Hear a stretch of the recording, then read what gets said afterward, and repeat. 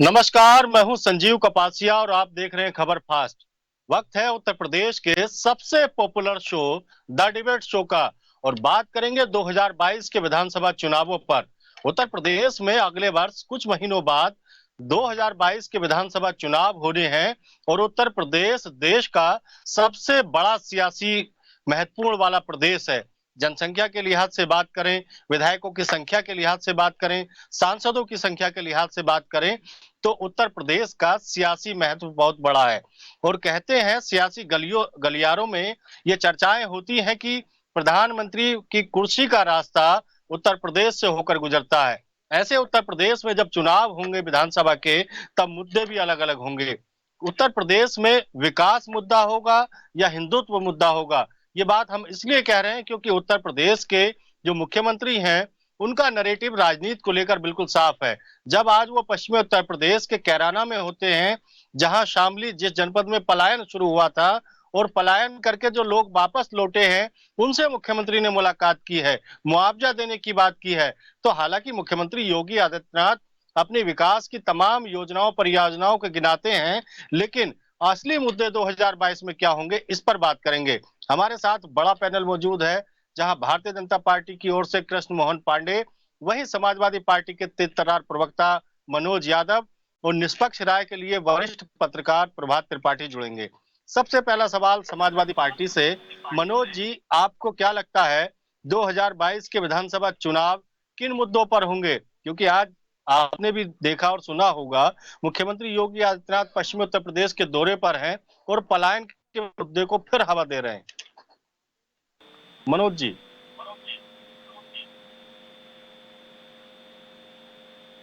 मनोज जी, क्या आप सुन पा रहे हैं? हमारे साथ प्रभात त्रिपाठी हैं। प्रभात जी, आप बहुत वरिष्ठ पत्रकार हैं और उत्तर प्रदेश की तमाम सियासी गतिविधियों को समझते हैं, जानते हैं। आपको क्या लगता है कि उत्तर प्रदेश में 2022 के विधानसभा चुनाव क्या हिंदुत्व पर लड़े जाएंगे या मुद्दा विकास होने जा रहा है? प्रभात जी। देखिए देखिए सत्तू जी, जिस तरीके से भारतीय जनता पार्टी रोज नए एक नैरेटिव को गढ़ती है, जिसे कहा जा सकता है कि उनके तीर में कई तर्कस है, बड़ा तर्कस में कई तीर है। आज उन्होंने पश्चिम में जिस तरीके से जाके कैराना में उन्होंने पलायन की से जो वापसी जो परिवार जो आया था और उन्होंने कैराना पे उनके घर जाके उनके ऊपर विश्वास जताने का प्रयास किया और उन्होंने ये बताने का प्रयास किया कि 2017 के चुनाव में उन्होंने जो अमित शाह ने एक वायदा किया था कि उत्तर प्रदेश के अंदर जो पलायन हुआ है, क्योंकि कैराना मुद्दा आपको संजीव जी याद होगा पूरे देश और विश्व में बड़ा चर्चित रहा था और हुकुम सिंह इस मामले को लगातार वहां से उठाते रहते थे और भारतीय जनता पार्टी को 325 का जो मैंडेट मिला था वो पश्चिम में भारी सीटों से उनका एक विजय सिंह प्राप्त हुई थी। कैराना हो या मुजफ्फरनगर का दंगा हो, ये सारी चीजें एक हिंदुत्व को लेके और सबसे बड़े जो उत्तर प्रदेश के मुख्यमंत्री योगी आदित्यनाथ है वो हिंदुत्व के एक बड़े फायर ब्रांड नेता है, उनको फायर ब्रांड नेता माना जाता है और वो कई जगह जनसभाओं भी और भी चुनाव में 5 विधानसभा चुनाव हो रहे हैं जो भी होते हैं वो एक स्टार प्रचारक के रूप में जाते हैं। मेरा ये मानना है कि 2022 का जो चुनाव है वो धीरे धीरे उत्तर प्रदेश का अभी 3-4 महीने रह गए हैं, वो हिंदुत्व हिंदू बनाम मुस्लिम ये जाएगा, क्योंकि विकास एक निरंतर प्रक्रिया है। विकास की बात तो वो बता ही रहे हैं, क्योंकि विकास के लिए उन्होंने जिस तरीके से अभी 16 तारीख को पूर्वांचल एक्सप्रेस का उद्घाटन करने जा रहे हैं, 19 तारीख को झांसी में एक बड़ा कार्यक्रम करने जा रहे हैं मोदी को बुला के, तो ये सब चलता रहेगा। लेकिन आज उन्होंने जिस तरीके से बताने का प्रयास किया है कि भारतीय जनता पार्टी की सरकार ने डर और भय वो उससे मुक्त उत्तर प्रदेश किया है। उन्होंने लेकिन योगी जी ने लेकिन बताया है कि त्रिपाठी जी, उन्होंने डर और लेकिन भय प्रभात जी, लेकिन प्रभात जी, मुख्यमंत्री योगी आदित्यनाथ ये भी कहते हैं कि उत्तर प्रदेश एक बीमारू राज्य था, इन्वेस्टर उत्तर प्रदेश में आने से घबराते थे। उन्होंने इस तरीके का माहौल उत्तर प्रदेश को दिया कि उद्योगपतियों का रुख उत्तर प्रदेश की तरफ हुआ है। देश में उत्तर प्रदेश कई लिहाज से नंबर 1 हुआ है। इसको भी आप समझिए, समझाइए लोगों को। नहीं, देखिए देखिए ऐसा होता है कि संजीव जी, जब सत्ताधारी पार्टी जब सत्ता दोबारा वापस प्राप्त करना चाहती है तो वो अपने इसी तरीके के बड़बोले और बड़े बड़े बयान और बड़े बड़ी चीजों का दावा करती है कि प्रधानमंत्री नंबर 1 पे है विश्व में, यूपी नंबर 1 हो गया, यूपी नंबर, अरे भाई अभी देश के अंदर सबसे बड़ी अगर महंगाई और बेरोजगारी इस पे अगर चुनाव हुआ और जनता ने उत्तर प्रदेश के अगर इस पे अपना मत बनाया कि अब की बार इस सरकार को पलटना है और मुझे बेरोजगारी और ये सारी चीजों पे, लेकिन मुझे ऐसा नहीं लगता है। मुझे लगता है भारतीय जनता पार्टी अंततः हिंदू मुसलमान करके इस चुनाव को लड़ना चाहेगी, क्योंकि उससे ज्यादा उनको फायदा मिलेगा। जितना वोट हिंदुत्व पर राइज होगा, देखिए सबसे बड़ी चीज क्या, जो 17% मुसलमान वोट है वो वोट डिवाइड होगा, क्योंकि एआईएमएम ओवैसी आ गए हैं, कांग्रेस मजबूत हो रही है थोड़ी, तो जब मुस्लिम वोट डिवाइड होगा तो 40% वोट प्राप्त करने के लिए भारतीय ठीक जनता है, पार्टी एक हिंदुत्व कार्ड ठीक है को प्रभात खेलेगी। जी। प्रभात जी, हमारे साथ मनोज यादव जी हैं। मनोज यादव जी, आज उत्तर प्रदेश के मुख्यमंत्री योगी आदित्यनाथ ने बिल्कुल दुख तिरक पर हाथ रखा है। जिस मुजफ्फरनगर दंगों की वजह से आपकी सरकार 2017 में पूरी तरीके से सफाया हो गया था, उसी पलायन के मुद्दे को आज मुख्यमंत्री योगी आदित्यनाथ ने फिर हवा दे दी है। आपको लगता है कि 2022 में जो मुद्दा होगा चुनाव का, क्या हिंदुत्व होने जा रहा है या फिर विकास पर चुनाव होंगे? देखिए, सबसे महत्वपूर्ण बात अभी जो कही गई, आपके सवाल का जवाब दूं उससे पहले प्रभात जी ने कहा कि ऐसा लोग मानते हैं, प्रभात जी ने उस बात को दोहराया कि वो हिंदुओं के फायर ब्रांड नेता। ये बात पूर्णतः असत्य है, झूठ है और एक प्रपंच है उत्तर प्रदेश में।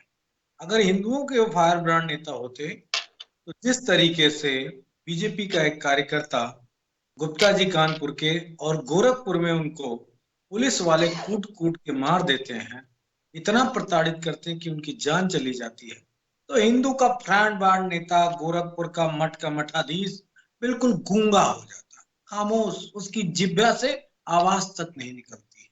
अभी तक वो नहीं पकड़ा गया, वो ठाकुर वाला, जो ठाकुर ब्रांड नेता कहा जाए तो थोड़ा सा अच्छा लगेगा, सूट भी करेगा उनके ऊपर, लेकिन अरे भाई, हिंदुओं के फायर ब्रांड नेता।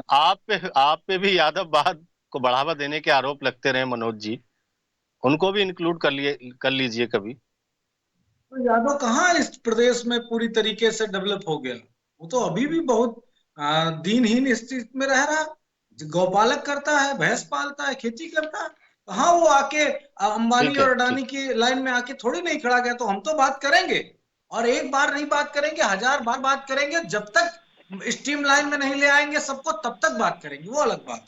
तो मनोज जी, सबसे बड़ा सवाल यही है, क्या मुख्यमंत्री योगी आदित्यनाथ खुद उत्तर प्रदेश में जो हिंदुत्व का मुद्दा है उसको धार देने की कोशिश कर रहे हैं? क्या लगता है आपको? देखिए संजीव जी, मुझे बोलने दीजिएगा। हाँ, असल बिल्कुल में बोलिए। नर्भस्या जाना, मुख्यमंत्री जी नर्भसा गए, बहुत ज्यादा नर्भसा गए। कारण क्या? ये वाली बात अगर 2017 में सरकार बनने के बाद कही जाती, इस पे राजनीति होती तो माना जाता। अब बात हो रही है जब चुनाव है। जनता अच्छा परेशान किससे? महंगाई से, बेरोजगारी से, उत्पीड़न से, भ्रष्टाचार से, सरकार की गड्ढा मुक्त सड़क से। वो गड्ढा युक्त में क्या वो तालाब युक्त हो गए? आप बताइए, आप क्या कह रहे हैं? आप कह रहे हैं साहब ऐसा है, तो राज करने वाले तो वापस ले आए। हमारी सरकार का ये अचीवमेंट है, गजब का अचीवमेंट है भाई आपका। ये अचीवमेंट तो उत्तर प्रदेश में किसी ने नहीं दिया। और हम एक बात और कहना चाहेंगे योगी जी से, वो वाला सब मुद्दा खत्म हो गया। इन किन मुद्दों को जिंदा, लाशें जिंदा नहीं खड़ी होती हैं। आप हम्म। अगर लाशों को जिंदा खड़ोगा, मोदी जी का विकास विकास हो, 8-10 साल का हो गया, उसको दौड़ा दो, भगा दो, उत्तर प्रदेश में चला दो, तब तो हो सकता है चल जाए। लेकिन लाशों को जिंदा मत करिए। लाशों में जान नहीं आती है। लाशों पे ठीक, लाठी मार लो, मंच ठीक। मार लो, कुछ मार लो, ठीक है, हम तो ये जवाब लेते हैं। डराना कृष्ण मोहन डराना पांडे कोई जुड़ गए हैं। मतलब नहीं है। हम जवाब लेते हैं मनोज जी। कृष्ण मोहन पांडे जुड़ गए हैं हमारे साथ, भाजपा के प्रवक्ता हैं। कृष्ण मोहन जी, आज आपके मुख्यमंत्री, हमारे मुख्यमंत्री मुजफ्फरनगर की शामली के जनपद में थे, जो मुजफ्फरनगर से कट के बना है, और मुजफ्फरनगर दंगे 2013 के पूरे देश को याद हैं। उसी के बाद नरेंद्र मोदी का तेजी से उदय हुआ, कांग्रेस का पतन शुरू हुआ। उत्तर प्रदेश में 2017 में तत्कालीन समाजवादी पार्टी की सरकार को उत्तर प्रदेश के लोगों ने उखाड़ फेंका। वही पलायन का मुद्दा पूरे उत्तर प्रदेश में सियासी फिजाओं में बड़ी तेजी के साथ तैर रहा था कि उस मुद्दे को हवा देने की कोशिश फिर भारतीय जनता पार्टी द्वारा की जा रही है। ये आरोप है मनोज जी के आप पर, विकास कहीं पीछे छूट गया है। क्या कहेंगे कृष्ण जी? संजीव जी, देखिए, सबसे बड़ी बात है कि भारतीय जनता पार्टी कभी भी ऐसे मुद्दों को लेकर नहीं चलती है जो मुझसे कि सांप्रदायिकता का वो रूप पकड़े। भारतीय जनता पार्टी सदैव विकास के दृष्टिकोण को देखते हुए आगे बढ़ती है। और रही बात शामली जाने की, तो शामली जो है कि यदि किसी समय में कोई भी जगह यदि दंगों से प्रभावित रहा हो, वहां पे से पलायन से प्रभावित रहा हो और आकर सुशासन, जब हमारी सरकार आई, हमने उनको एक बेहतर सुशासन दिया, हमने उनको संरक्षण दिया, भारतीय जनता पार्टी ने उनको जीवन जीने के बेहतर उपकरण दिए, बेहतर साधन दिए और जीवन जीने के एक अच्छे माहौल बनाए। और यदि एक बेहतर माहौल बन गया हो और कोई मुख्यमंत्री जाकर उन लोगों से ये पूछने का साहस रखता हो कि क्या मैं आज की जो सरकार है, इस सरकार में आप सुरक्षित हैं, तो मुस्कुरा के कहिए कि आप भाजपा भारतीय जनता पार्टी की सरकार में है और उत्तर प्रदेश में है। उत्तर प्रदेश आपका है, आप पलायन नहीं कर सकते। शामली आपका है, शामली जो है आपका गृह जनपद है, आपका घर है। यहाँ से किसी की हिम्मत नहीं है कि आपको यहाँ से पलायित कर सकता है, उत्तर प्रदेश से पलायित कर सकता है। और ये देखने के लिए आदरणीय मुख्यमंत्री जी पूरे प्रदेश में घूम रहे हैं कि उत्तर प्रदेश सवाल टाइमिंग का है। सवाल मेरे काबिल दोस्त टाइमिंग का है। आपके जो विपक्षी दल हैं उनका आरोप है कि चुनावी वक्त है और ऐसे में भारतीय जनता पार्टी फिर ध्रुवीकरण करने की कोशिश कर रही है। संजीव जी, ये आरोप है आप पे। संजीव जी, आप देख रहे होंगे, पूरा प्रदेश नहीं, पूरा देश नहीं, पूरा विश्व देख रहा है कि इकलौते ऐसे मुख्यमंत्री हैं जो अपने पिता के दाह संस्कार में नहीं जाते हैं, परंतु मजदूर दिल्ली से, महाराष्ट्र से, पंजाब से, अन्य अन्य राज्यों से जब देश का मजदूर पलायित होकर अपने घर को जाता है, तो ये मुख्यमंत्री पैदल जगह जगह पे घूम घूम के देखते हैं कि उनको बेहतर सुविधाएं देनी है और पूरे प्रदेश की यात्रा कर कर जाके देखते हैं, हर व्यक्ति से मिलने का प्रयास कर रहे हैं और 5 वर्ष तक करते रहे हैं कि क्या उत्तर प्रदेश की जनता जो दंगों से, भूख से, अपराध से और समाजवादी पार्टी के जिस तरह से एक जाति विशेष के लोग थाने चलाते थे, जिले चलाते थे, तहसील चलाते थे, क्या उससे मुक्ति मिल गई है? और हाँ, उत्तर प्रदेश की जनता इसको बेहतर तरीके से देख रही है और इसको स्वीकार कर रही है कि इस प्रदेश को बेहतर तरीके से, उत्तर प्रदेश को उत्तम प्रदेश बनाने का कार्य कर सकता है। ठीक है। उत्तर प्रदेश को उत्तम प्रदेश की दिशा में यदि कदम बढ़ाए गए होते तो अन्य मुद्दे क्यों आते? मनोज जी, आप जवाब दीजिए। आपकी पार्टी और आपकी सरकार पर यह आरोप है कि आपकी सरकार के रहते 2013 में मुजफ्फरनगर में दंगा हुआ और उसी के बाद आपका पराभव भी शुरू हुआ। तो क्या आप उस समय तत्कालीन सरकार चलाने में अक्षम थे, विकास उत्तर प्रदेश को देने में असफल रहे? अब भारतीय जनता पार्टी की सरकार जब उत्तर प्रदेश में है, मुख्यमंत्री योगी आदित्यनाथ विकास पुरुष के नाम से पूरे देश में जाने जा रहे हैं। उत्तर प्रदेश तमाम जो फॉर्मेट है उसमें नंबर 1 है, गन्ने का भुगतान समय से हो रहा है, लोग किसानों की जो फसल है उस एमएसपी पर खरीदी जा रही है। तो आपको परेशानी किस बात की है मनोज जी? एमएसपी का रेट क्या है ये भी आपको, इस वक्त कितने में बेच रहा है ये भी आपको पता हो। यही बगल में बीकेटी की बाजार है, जब बारिश हो गई, धान गिर गया, आप जान लीजिए संजीव जी, 8 से 9 रुपए किलो बेचा है धान किसानों ने। और एमएसपी का रेट क्या है आपको तो मालूम होगा, बीजेपी के काबिल साथी को और मालूम होगा। अभी पहले बीजेपी के साथी ने एक बात कही, एक विशेष जाति के लोगों थाना चलाते थे, तहसील चलाते थे, तो उस विशेष जाति का सम्मेलन क्यों करते हो अपने कार्यालय में? वहां पे क्यों तमाम सारे नेता क्यों जाते हैं? तो ये आपको थोड़ा सा नहीं, आपने जाति विशेष नहीं, एक पार्टी विशेष में जाति विशेष लोग चलाते थे। चलो बदल लो, भारतीय जनता पार्टी यदि किसी पिछड़े को, दलित को, किसी को उसका अधिकार देना, यदि ये हिंदुत्ववाद है तो हाँ, हम हिंदुत्ववाद के पुरोधा है। संजीव जी, मैं एक बार पुनः इस बात को बड़े अवश्य बात कहना चाहूंगा, दलित को, पिछड़े को और पिछड़ों में एक जाति विशेष को छोड़कर अन्य पिछड़ों को यदि उनका हक देने का साहस यदि है तो भारतीय जनता पार्टी में, और ये हिंदुत्व है तो हाँ, हम हिंदुत्व के पुरोधा हैं। बोल रहे हैं संजीव जी, मेरा अनुरोध है बीजेपी के लोगों से कि फिर प्रभात जी के पास चलेंगे। आप अपना कमेंट मनोज जी। हाँ देखो, अब मैंने एक बार बता दिया वो किस हिंदू के पुरोधा हैं, वो वाली बात हमको दोबारा नहीं दोहरानी है। लेकिन उन्होंने फिर एक बात कही कि पिताजी की मृत्यु में तो नहीं गए, क्योंकि वो परिवार से बहुत ज्यादा प्रेम, मोह, माया खत्म हो गई, राष्ट्रवाद। लेकिन दो भांजों को, संजीव जी मैं काम आपको देता हूं, उनका नाम आप पता करके बताओ, दो भांजों को सचिवालय में, सगे भांजों को समीक्षा अधिकारी बनवा देते हैं, तब कहां परिवार चला जाता है योगी जी का? ये बात भी बीजेपी के लोगों को बताना चाहिए। नाम आपको पता करना है, ये संजीव जी की जिम्मेदारी है। दूसरी बात में आता हूं, कैरेला जैसा मुद्दा समाजवादी पार्टी के लिए, कल हम, ये राजनीति का हमारा विषय नहीं था, हम डेवलपमेंट की पॉलिटिक्स और जो पिछड़े दलित, अल्पसंख्यक, गरीब, किसान, मनोज जी आपके पास आएंगे, मनोज जी आपके पास आएंगे। आप एक अपने फोन को रोटेट कर लीजिए, तब तक प्रभात जी के पास चलते हैं। प्रभात जी, आपने दोनों दलों के प्रवक्ताओं को सुना। एक कह रहे हैं हम हिंदुत्व के पुरोधा हैं, एक कह रहे हैं हम विकास पुरुष हैं। तो आखिरकार आपकी निष्पक्ष राय और निष्पक्ष कमेंट की आशा के साथ ये सवाल आपकी तरफ है कि उत्तर प्रदेश के लोगों का रहनुमा कौन है, उत्तर प्रदेश के लोगों का असली खेवनहार कौन है, उत्तर प्रदेश के लोगों को शिक्षा, स्वास्थ्य, रोजगार और ये तमाम जो चीजें हैं वो कौन सा दल दे सकता है? आखिरकार उत्तर प्रदेश की सियासत किस ओर जा रही है प्रभात जी?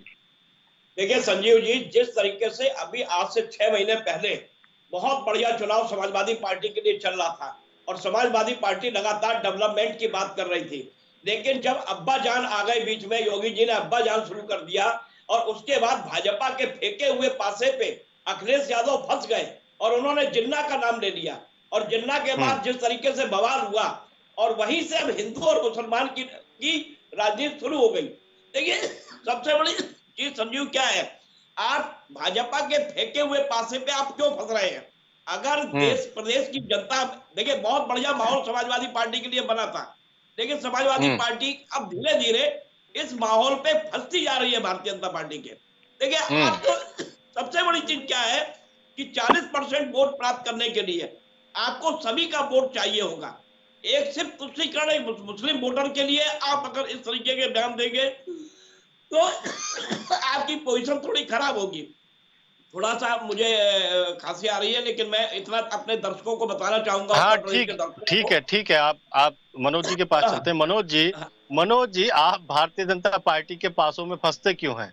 आपको वरिष्ठ पत्रकार प्रभात त्रिपाठी जी सलाह दे रहे हैं, जब भारतीय जनता पार्टी तुष्टीकरण करने की बात करती है, तुष्टीकरण की चालें चलती है, तो आपके नेता उसमें फंसते क्यों हैं? आखिरकार जब अब्बा जान की बात आई थी तो उसके बाद आपने जिन्ना का नाम लेने की जरूरत क्या थी? और जिन्ना की तुलना यदि आप राष्ट्रपिता महात्मा गांधी से करेंगे, लौह पुरुष और देश को एक सूत्र में बांधने वाले सरदार पटेल से उनकी तुलना करेंगे, तो आपको खामियाजा तो भुगतना ही पड़ेगा ना मनोज जी।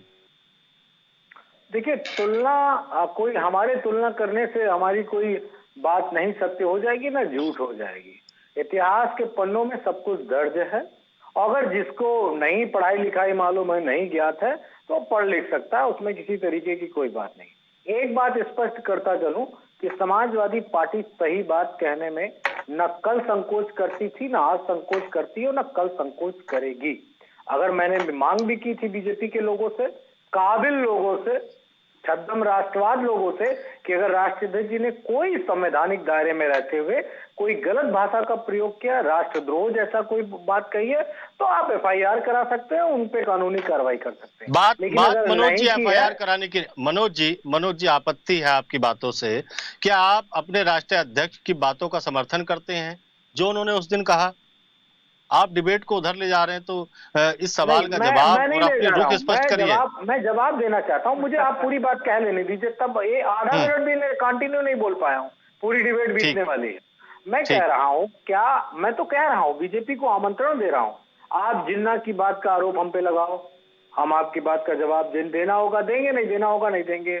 आप कैराना की बात का आरोप करो, राजनीति करो, इस पे चुनाव लड़ो, हम चाहते हैं लड़ो, हम आपसे अनुरोध कर रहे हैं आप लड़ो। लेकिन ये योगी आदित्यनाथ वहां कहां गायब हो गए? ये उसी प्रदेश के तो किसान है जिन पे थाड़ चढ़ाई जाती है और थर्रा के उनके घर वालों को चढ़ा के मार दिया जाता है। योगी आदित्यनाथ के पास समय नहीं है क्या? वो हिंदू नहीं है क्या? वो मरने वाले लोग उत्तर प्रदेश के नहीं है क्या? तब कहां चला जाता है? क्या आप एक आंख के हो जाते हो क्या? आपको दिखता नहीं है क्या? आपका हिंदुत्व एक आंख का है क्या? मैं उन शब्द का प्रयोग नहीं करना चाहता आप लोगों के लिए, लेकिन इतना मुझे जरूर मर्यादा में रह के कह रहा है कि ये छद्म आपकी जो राजनीति है, आप खूब इस पे जाओ, खूब बोलो, समाजवादी पार्टी भी चाहती है आप बोलो जितना बोलना है, दर्द पेट का है, सरदर्द की दवा से कोई इलाज होगा नहीं। महंगाई बहुत है, बेरोजगारी बहुत है, लोगों को कष्ट बहुत है, अपराध बहुत है, ये सब तो फिर झेल लेते, आपकी सरकार का भ्रष्टाचार बहुत है। गड्ढा मुक्त की बात कहे थे, पूरे प्रदेश को तालाब में डाल दिए। और आप बताते रहो कि उत्तर प्रदेश में डेवलपमेंट हो रहा है। कौन सा डेवलपमेंट है, आपको बताना पड़ेगा। और अगर डेवलपमेंट का नाम नहीं लोगे, कैराना पे जाओगे, हिंदू मुसलमान पे जाओगे, मंदिर मस्जिद पे जाओगे, तो जनता तो इंतजार कर रही कि आप गलत बोलते जाओ, हम आपको सबक सिखाने का पूर्णतः काम करेंगे। ठीक है कृष्ण, कल भी बात ठीक है मनोज जी, आज भी कहती है, कल भी कहेंगे। ठीक है, आपकी बात आ गई मनोज जी। कृष्ण मोहन जी, मनोज जी का आरोप यह है कि आप विकास से इतर उत्तर प्रदेश में हिंदू मुसलमान करना चाहते हैं, वोटों का ध्रुवीकरण करना चाहते हैं। विकास पर आपकी पार्टी, आपके नेता बात क्यों नहीं करना चाहते? क्यों आपको कैराना के जो विस्थापित हैं उनसे मिलने की जरूरत पड़ रही है? ये आरोप है आप पर। संजीव जी, जहां तक विकास की बात है तो ये वही उत्तर प्रदेश है जहां पे 70 सालों में मात्र 13 मेडिकल कॉलेज थे। आपको भी याद है और पूरा प्रदेश जानता है कि मात्र 13 कॉलेज मेडिकल कॉलेज 70 सालों में बन पाए थे। लेकिन मात्र 5 साल में यदि उत्तर प्रदेश में 30 मेडिकल कॉलेज होते और हमारा संकल्प होता है कि एक जिले में एक मेडिकल कॉलेज और एक जिले में एक यूनिवर्सिटी संकल्प के साथ आगे बढ़ते हैं, तो उत्तर प्रदेश में 5 मेडिकल, मात्र 5 वर्षों में हम 30 मेडिकल कॉलेज देने का काम करते हैं। दूसरी बात कि उत्तर प्रदेश में 2017 से लेकर 2021 तक 13,189 किलोमीटर सड़कें हमने बनाकर उत्तर प्रदेश को दिया है। 13,613 किलोमीटर चौड़ीकरण सड़कों का किया है। 3,32,804 किलोमीटर गड्ढा मुक्त सड़कें की है और 428 छोटे बड़े पुल किए हैं सड़कों के मामले में। तो Purvanchal express way, Bundelkhand express way, Ganga express way और ढेर सारे हमने सड़क के मामले पे, विकास के मामले पे काम किए। और उत्तर प्रदेश में सबसे बेहतर सुशासन राज, पुलिस बेहतर तरीके से प्रशासनिक व्यवस्था को मजबूत करने का काम किया है। और एक पुलिस का इकबाल बुलंद करने में जो सबसे कि आज लोगों पे, प्रशासन पे विश्वास उत्पन्न हुआ है, ये मात्र भारतीय जनता पार्टी। ठीक है, बहुत छोटा सा कमेंट मनोज जी, समय कम है मेरे पास। मनोज जी का कमेंट। कृष्ण मोहन जी, समय कम है मेरे पास, समय कम है, आपकी बात आ चुकी। कृष्ण मोहन जी, मनोज बात करके बात करूंगा। इनको मैं बताना चाहता हूँ, मनोज जी ने कहा कि समीक्षा अधिकारी बनाया सचिवालय में। जिसके अंदर क्षमता होगी तो प्रधानमंत्री का बेटा भी सचिव है, तो कहिए कि सचिवालय में बनाया। सचिवालय में अधिकारी वो परीक्षा दिए और सचिवालय में नियुक्त हुए, जिनके पास क्षमता होगी, जो परीक्षा को पास करेगा बनेगा। किसी को अपने भतीजे को सांसद तो नहीं बनाया, अपने ड्राइवर को सांसद तो नहीं बनाया। कृष्ण मोहन जी, आपकी बात आ गई। मनोज जी, लास्ट कमेंट आपका।